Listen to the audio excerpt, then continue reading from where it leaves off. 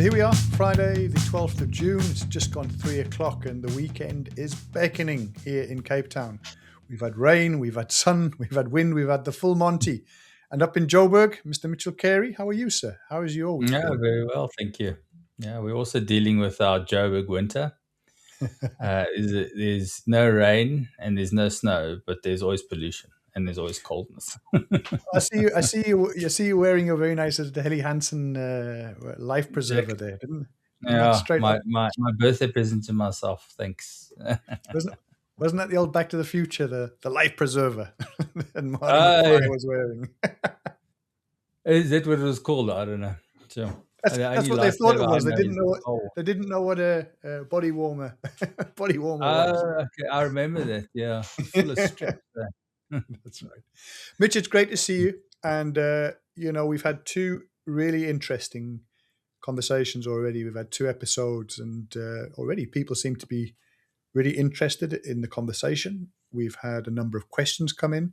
We thought rather than getting into some of the other sort of theory and practice components, we really wanted to spend a Mm, bit of time getting into those questions and trying to respond to what the viewers are asking. Because these are questions which I certainly can't answer. I think you've had a chance to mull over the mm, last couple of days, and it'd be interesting to hear what your responses are. So this is really an episode where we're dealing with the Q&A, the question and answers, and specifically questions that have come in from Hanro and from Albertus. And big shout out to the two of them. Thank you so much for Thanks, spending guys. the time watching and thinking about the conversation we've had. And let's perhaps kick off with the question that came in from Hanro around how to go about constructing a balanced portfolio. I thought that was a really interesting and important foundation that he's asking. So, how do you go about a portfolio that can handle the challenges of the inflation that we talked about in quite a bit of detail and those market Mm. swings, so that you don't have to sell when the market is at its lowest? Yeah, so I think Henry, the construction. So there was another part to it as well. Is how do you protect your portfolio when there's a downswing and you need to get to money and the markets are down? That's a good question. Uh, um, when you're investing, you got to have a purpose for that investment. So you can save for the sake of savings, which is fair. So sometimes putting money away for the future is always a good thing. When you are investing, it's a really good idea to say, okay, if this money is going to serve me, let's say in 15 or 20 years time, a good example would be retirement. So the time frame that you have for investments really dictates the asset classes that you use within your portfolio. So if you're a long-term investor, ideally you need to get to understand how equities move in the market up and down. But because since World War II, we've had so much growth in our markets, and the potential for growth keeps growing. Uh, Equity markets generally grow above inflation over rolling 10-year periods. Most rolling 10-year periods, they have grown above inflation, which is very important. Uh, we have had 10-year periods where equities underperformed, but that's not the norm at all. Okay. Mitch, I'm going to stop you for one sec because, again, I'm working on the basis that some people, when they hear these terms, equity markets, Okay. what is that? What is that, and why? How is that one of the foundation stones of this? Okay. Fair enough. So equities, think of it, um, think of let's think of something like macro. A big company like Macro, a big company like Cecil. Um, what equities are is you are able to buy a portion, a share of that company. Okay. When you buy a share of that company, when that company stock grows over time, as it goes through the different business cycles and the management of that company do well, people will be willing to pay more for that share because Understood. now they have a valuable share. It's easily understood with a house because you're getting a tangible asset that somebody can rent out or you can live in. This is now a business. So you're not buying physical property most times, although it could be part of the deal. However, let's say macro. So it's a retail store. You know how they do business and how they make money. Therefore, you want to be part of that story. So you buy a share of theirs. So there's multiple ways of buying shares. You can buy them directly. You can buy them on an ETF, or you can buy them through mutual funds. Something like Allen Gray Balanced is well known. Again, Mitch, ETF. ETF. Okay. So ETF is a bundled. Uh, the provider, what they do is they go to an index, like our top 40 index, okay, or the Aussie index in South Africa, or the All Bond Index, where the government goes to lend money from its citizens and people around the world. They'll take that whole index, bundle it under one share, and then you can buy that whole share. So essentially, in the top 40, you're buying 40 shares. And the Aussie, I think it's 268, but I stand to be corrected. We've got a relatively small market, but that is essentially what an ETF is. A mutual fund, they will have Right. different mandates, and they are able to blend in all these different types of asset classes, both locally and offshore. But I think we're sort of getting away from what the question was. So those are the Sure. different vehicles that are available to you. Understood. Can I just again? Yeah. This is where the curiosity. There was a classic. I think it was Roddy Bottom from the band Faith No More. I don't know if Okay. you remember Faith No More. Great band I from remember the that. I remember late Faith '80s, more well, than the mid to name. late '80s into the '90s, and I think it was one of the guys who invested in Apple back in the day. Roddy, I Mm. think, was one of the guys who invested in Apple, and with one of the first paychecks he got from his royalties from one of the early records, That is and now phenomenal. and invested that modest sum, and now, of course, ka-ching. So that idea of growth, where you're holding a share or shareholding in something like Apple, which you buy at the bottom, as in when it was Yeah. in the inception of the company through to a multi-trillion rand industry. So I think that's one of the things I wanted to show is that can be a game changer depending on when you get in on the platform. I No, assume that's 100%. a really important part. So sorry, and I know there's South African success stories as well, but I just remember reading and listening to that saying, did this guy make his money from music? No, it came from the Apple share of such a modest amount. Brilliant story. Sorry to digress. Yeah. So it's an interesting thing. So many clients that I worked with from the beginning when they started investing, or I took over from another advisor and worked with my clients, investing for the long term in shares like Apple, but on indexes or through mutual funds is really beneficial over time. So what shares do for you is that they're able to compound growth within the company in the price of the share. So over time, as that company's revenue grows, that translates into a multiple into that share. So it grows the value of that share. So there's things like dividends, which we'll maybe touch on in another episode. But in a basket of shares in something like Allen Gray Balanced in 1999, you you would have got back. So every rand that you spend right now, okay, um, is not worth the same as the rand in 1999. Yeah, So we had that conversation last yeah, time, last so episode. inflation. So what that fund did for you is that in real purchasing power, if you held that fund since 1999, if you put 1 rand in that fund at the day that it started under the current mandate, your rand that you gave up spending in 1999 will now buy you 6.8 times more for that same rand right now. Instead of that rand that you put on your bed, it'll only have the equivalent of 20 cents purchasing power.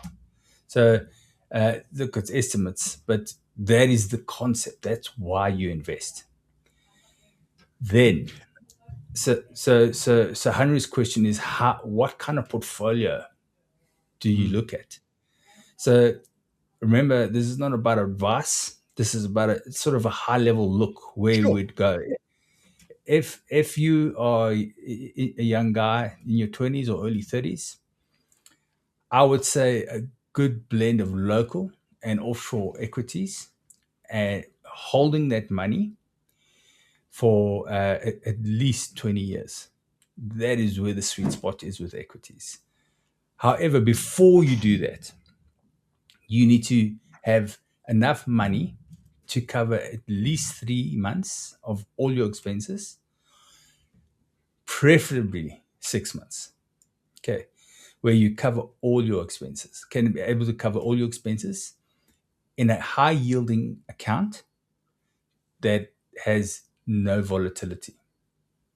So conservative risk profile, but that keeps doing Yes. the business over and above the inflation rate, correct? So the trick here is that sort of a money market fund that you'd use in this instance typically just makes inflation. So we've had years where the underlying yield will pay more than inflation. However, that's not the purpose of the fund. It's not to grow your money.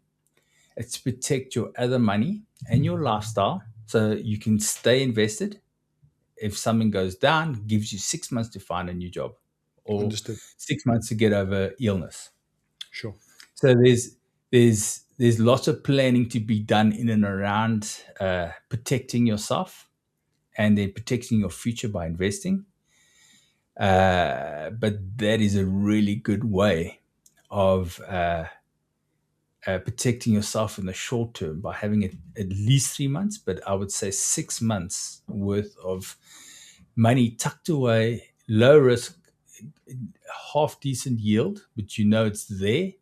And if the market crashes 20%, that money won't crash. You have the money, you're able to then deploy it straight away and look after your needs and give yourself some time.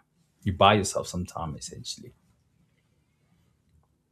And Mitch, what about the other asset classes, like, for example, real estate? You mentioned right at the very beginning the idea of property being one of them. I guess cash, foreign assets. There are other alternatives to think about. I know your speciality is in the sort of investing and equity side of it, and are there other elements that should form a part of a robust portfolio? So when you start your journey with investing, a big part of that journey is starting to understand these different asset classes. So we definitely don't have the time in this space, but we're going to have time over the next couple of podcasts where we can then go into and say, okay, what is a bond? Yeah. What is money market?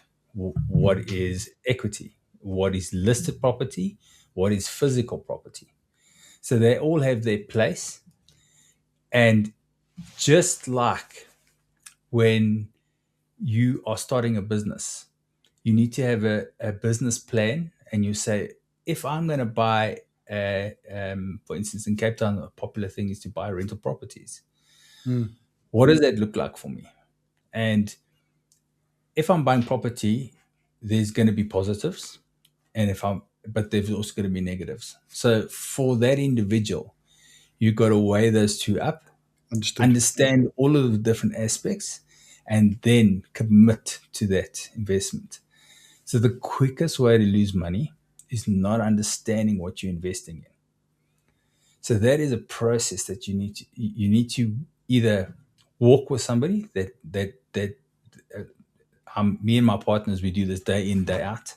So you might be doing it once a year, but we're doing it every day. So we know what is going on. Sure. So we're able to diagnose and say, look, I know your temperament. And I know that if I put you into total equities, 100% equities, and when things are good, you're fine. But if things are bad, you're probably going to pull out. So then that's probably not the best course of action for you. Understood. And you've got to marry the advice that works with the person, and it's got to be a balance there. And then, yes, So I guess we'll also get into this in coming episodes. That relationship between the client and the expert becomes really important, because you've got to understand that risk appetite. You've got to understand the needs. You've got to, and I know that there are certain core components to what you need to do before you even give advice. We'll get to that, sure. but I think this is a really important part of the fine tuning of that. It's not just about the start of the journey. It's about regular tweaking, It's the regular review, people's family life cycle changes from being a solo to being partnerships in terms of family starting to kids going to school, varsity, you name it. That's not just the property ladder and a changing nature of where you stay and live, but in terms of your financial commitments. And I get another thing I really would like to talk. All these different things that we can peg for other episodes around, what's the foundations, that whether you're starting out with very little in your salary versus you're halfway through, those are going to be two different stories. So the discipline, but the foundations we'll get to. The other question that Hanro asked was around this idea of determining your own personal inflation rate. I'm reading it here I like from, that question a lot. and I thought that was something I never really thought about. Inflation. We talked a lot about that, but we never said, okay, so is Mitchell's different from Pete's? Is different from Joe Blogg's? So your take in response to Hanro in respect of that question of his. Yeah, that was a good question. What was interesting, so I went back onto the Stats SA website and I looked at what makes up the basket that they use to measure inflation. What I also found interesting is that in each major urban area, they use a slightly different basket compared to rural areas, which is Sure. interesting. So they do look at all the different aspects that affect it. So then coming back to your personal inflation, you got to take a step back, and if you're doing proper budgeting, so you budget every month, and if you know me, I absolutely love spreadsheets. In fact, I just spent 8 hours on a spreadsheet today because you need to get out more. We know this. yeah, yeah, I agree. So yeah, you and my wife agree. So I hope you didn't hear that. So the numbers, understanding the data, so collecting the data for yourself. And for me, I can see clearly. And the categories in the inflation basket that the government measures is things like transport, food, schooling, food, schooling, anyway, those kind of things. All of the things that we did, medical aids, Transport costs. transport costs, actually, absolutely, petrol, anything to do with cars, public transport. Okay, so what it looks like for a Cape Townian compared to a Joburger, where there's hardly any public transport. Well, government public transport. So all of those factors are brought in, and it's the same for us. If you're budgeting on a monthly basis and it becomes a habit for you, you are able to clearly see through time, okay, petrol cost me $8,000 this month, $6,000, and so on and so on. Last year, your average was 90,000 for the year, okay, for petrol. And the year before, it was 82. So you can start to see, okay, that is encroaching. Those are big percentage numbers that is going up. What can I then do? How can I mitigate those increases? And then you start to get a picture, and the picture usually is medical aid goes up more than anything else. Anything to do with government services, unfortunately, at the moment goes up way above the official inflation. Okay, so and then you can start managing how your budget works. And if you understand that you need X amount for the essentials, and the prices come down, it eases in some places, then you can spend more money somewhere else. And that is the foundation of financial planning. Know your numbers. You got to know your numbers. If you know your numbers, you're able to make good decisions on what needs to happen.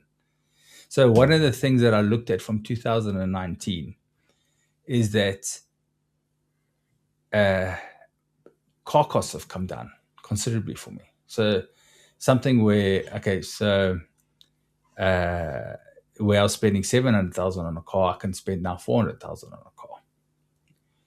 But then I went from school fees, which were my kids, because of their sportiness, had bursaries. Now I got to pay for university fees. So that has gone up exponentially. So all of those things I knew were coming, so I planned for them. And that is the basis of what financial planning is. Often you hear about the college fund, right? About money being put away under the mattress. We talked about last time. But bottom line, how do you cover those substantial costs? And we know that those costs kick in even for the preschool. It's also extremely From expensive. I understand. 100%. So these are some just before that, it's nappies. Nappies will bankrupt There you you. go. You see that having cats, I don't understand that as a concept. I know cat litter, but that's And about that's it. it. If Yeah. we start to wrap things up, particularly with Albertus' question, Mitchell. Albertus, I thought we talked quite a lot about the inflation in our last episode. Yeah. He brought a slightly different dimension to it around, and he gave us some numbers. He was saying the cumulative impact. On the one hand, a rand that was trading to the dollar in 2006 between about 6 rand 50 to 7 rand, and in 2026 really around the 16 to 17 rand mark. And then you look at the inflation rate of South Africa at about 183% over that period. So what 100 rand was in 2006 is essentially 285 rand in rather what is 100 rand in 2006 is now 285 rands worth of buying power in Yeah. 2026. So he's talking about that double whammy that we face, and he's saying how do we sort of think that through, and again in our planning and our diversification, etc. How do we take cognizance of that? Okay. So it should be a motivating factor for us to invest and to understand what investing is and the options available to you. So the reason I brought up the Alan Gray balance and it from its fact sheet was to show you that investing over long periods of time, this is specific to investing, guys, that your rand, the rand that you gave up spending, that 1 rand is now worth 6.8 times more. So it's 680% more over that period. And that is essential. You need to, on the investment side, be in asset classes, which we can discuss in detail, which we touched on, but there's a lot of detail to understand in there. Asset classes that grow over and above your official inflation rate in this country or worldwide. And by doing that on the investment side, the rand that you've put away will serve you 680% better 24, 25 years later. I think those are some of the important aspects that, again, we'll get into. I think the principle that you've talked about, the numbers, obviously illustrative, and again, this does not constitute advice per se. It's giving Yeah. a sense of what has been. So, Mitch, what I suggest we do there is we start to wrap this episode up. Again, with regards to anybody watching this who might have other questions that you want to go in deeper in, I think somewhere along the line we'll probably host some sort of live webinar where we can take questions on the fly. But in the meantime, That's please great. use the comments in the YouTube to ask your questions, and we'll see how we can deal with them going forward. Albertus and Hanro, thank you for those questions, and hopefully you've got some sort of inspiration there from Mitch in terms of his responses. In summary, Mitch, if people had sort of 3 concrete actions or, let's say, summary points in relation to, on the one hand, the diversification of a portfolio, the discussion of or the consideration of a personal inflation rate, and then thirdly, this compounding foreign currency and domestic inflation rate, any sort of takeaway points, any 3 headlines you'd want to try and give to try and summarize what we've been discussing today? Okay, so the first thing, something for the viewers to go away and think about as we come into the next session. how well do you know your numbers? So if you know how you're spending and what you're spending on, then you can make space for long-term investing.